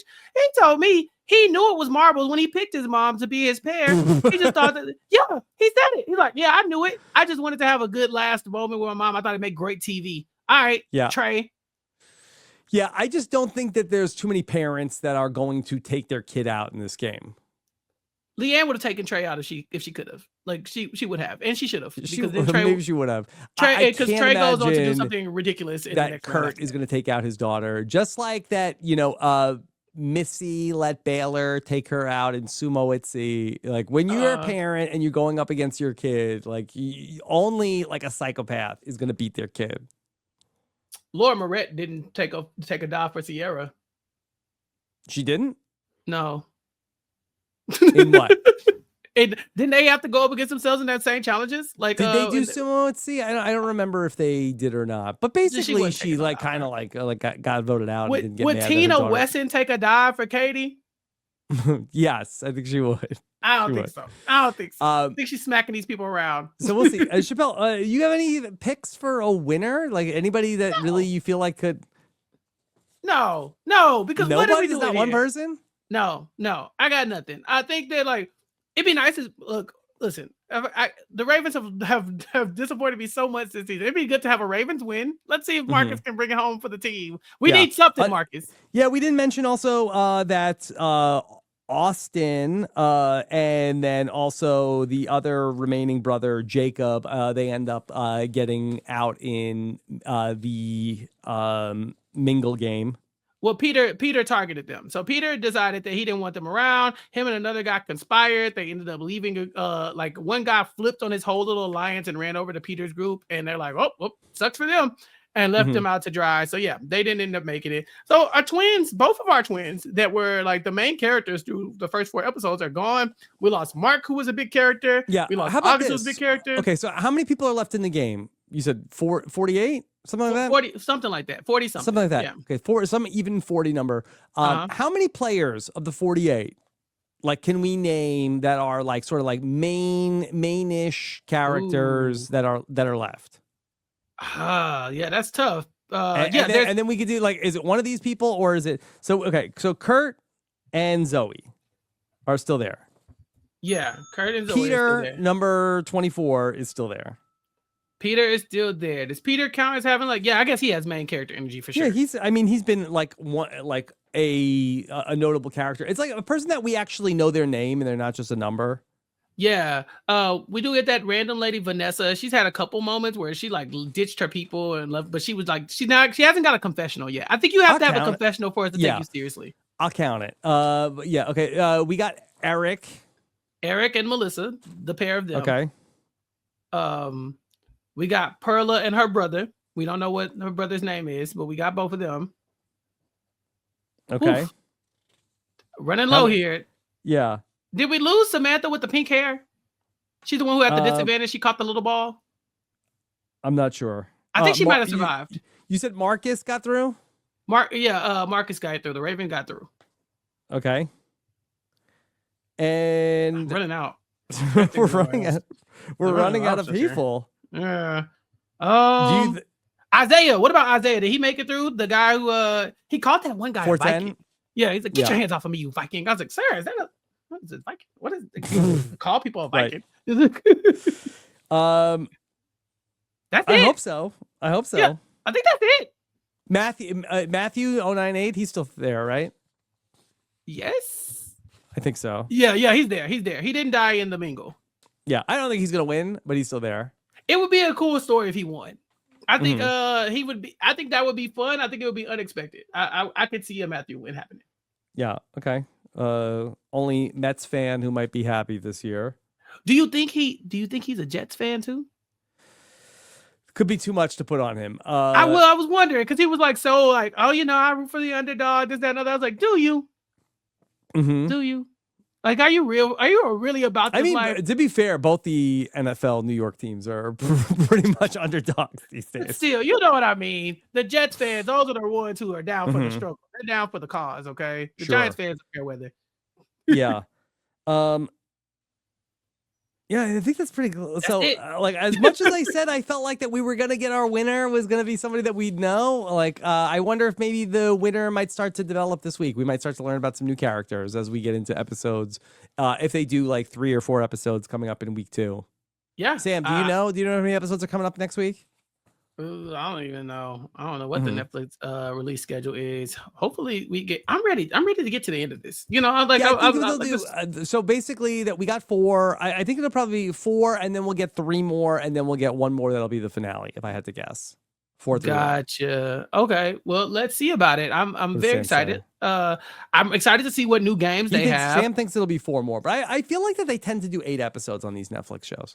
Okay, we shall see. But yeah, I want to see what the new challenges we get. You know, in the first Squid Game, the challenge they introduced the battleship game to us that we didn't have Hmm. prior, and so this time I think I Yeah, saw a well, game I didn't recognize. yeah, so I could tell you that they had already released on the website of all of the games for Squid Game season 2. So we know Marbles is coming, and I don't know if you think this is a spoiler. There's going to be Slides and Ladders. This is the second of 2 new games in season 2. The Netflix website says they describe it as the familiar board game that's turned into something supersized and fun. So, I mean, they showed this in the preview for the season of some of the stuff that's coming up. Here is Slides and Ladders. Sam says he Ooh, is confirming it's 441. yeah. Ooh, I like Slides and this. Ladders. Okay. So And then in after that, we're going to get the Circle of Trust is going to be back. If you remember that one from last season of Squid Game, the challenge of you put the present on somebody's desk. yeah. Yes. Um, And then the finale game, they say, is a mystery. Hopefully not rock, paper, scissors. In regular Squid Game, I think we had hide and seek by this point, Mhm. and I think, and then we did this huge Sarah Beth jump rope, and I knew they weren't going to be able to bring us in on that one. That was crazy. Yeah. Yeah. Okay. All right. Chappelle, anything else that you're thinking about Squid Game, the challenge season 2? Nope. I'm excited to meet the new characters who could actually win the game. We had a great time with the people who could not. Yeah, I thought this was a really fun first week, and I hope that we are gonna continue to have more fun in episode 2. Maybe we'll talk with some other people from the Squid Yeah. Game challenge. But yeah, it is like I haven't talked about it yet, but the production, I don't know, I don't want to say production value because that but basically like the just like the overall just like set design of everything. It's so immersive. It looks Mhm. so good. They really look like that you are in that world. All the colors really pop. Like it is eye candy. And it seems like a very stressful situation, even if you're in it, right? Like, so it Mhm. doesn't feel like something that if you're watching it at home, it like the stakes are much higher. It feels like they too are immersed, and so I enjoy watching it. The product is nice. Whether or not you like the outcome, I definitely had some issues with season one, the way some of the challenge happened at the end and stuff like that. But regardless, the product of the actual show to this point has been great. Okay. All right. Thank you so much for joining us for Squid Game, the challenge. Chappelle, what else is coming up for you? Of course, we got more Nothing But Netflix. Nobody Wants This is out, and so Shannon and I will be covering that once we're done with our Squid Game the Challenge coverage here. And then, of course, you have the all the recap kickback coverage that I'm doing, Flavor of Love, the podcast I did with James Jones about The Wire, Abbott Elementary coverage with Gia, and the interview with the Vampire season 1 with Mari. So a lot going on for me. Follow me at Recap Kickback on all social media platforms. All right. Thank you so much for joining us. Take care, everybody. Have a good one. Bye. This is RHAP. We know reality TV.